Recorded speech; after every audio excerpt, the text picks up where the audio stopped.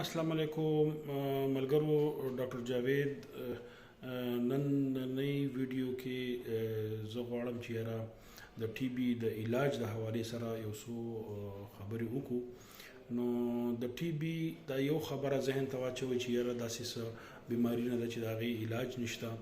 د دې علاج چې دی صرف او صرف شپږ میاشتې مسلسل دوايانې چې څنګه ډاکټر موږ ته وایي کوم په دې چې کوم رجسټرډ ډاکټر وي او د دې ټریننګ یې اخیستی وي نو د هغه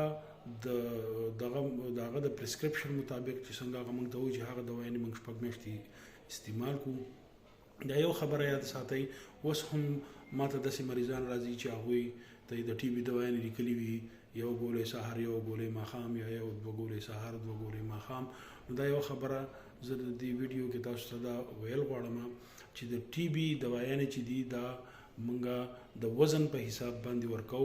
چې چا د وزن په حساب باندې د چا یو ګولۍ دوه ګولۍ درې ګولۍ او میکسیمم چې دي زموږ سره څلور ګولۍ دي چې هغه سهار په نهاره باندې دي.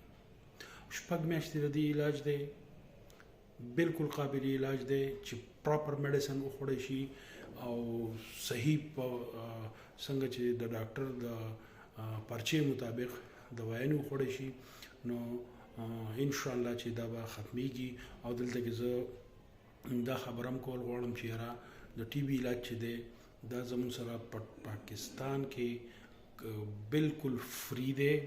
د دې ټیسټ چې دی هغه فری دی او مطلب بالکل تاسو چې په کوم ځای کې تاسو ته ما مخکې ویډیوز کې ویلو چې شپږو پاڼو والا بورډ چاته لګېدلی وي نو هلته کې فری دی.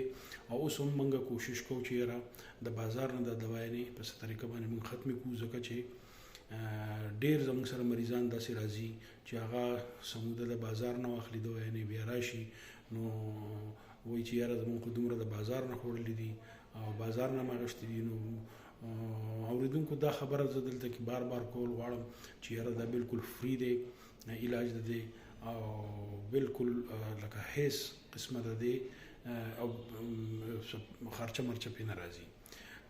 نو دې نه علاوه که فرض کا خدا نه خواسته موږ ته ټي بي وي نو پکار ده چې موږ د سینې ډاکټر ته خامخا لاړ شو او د هغه سره مشوره وکړو او د هغې په مطابق باندې موږ خپلې دوايانې استعمال کړو نو ان شاء الله چې هر څه به ټیک ټاک وي.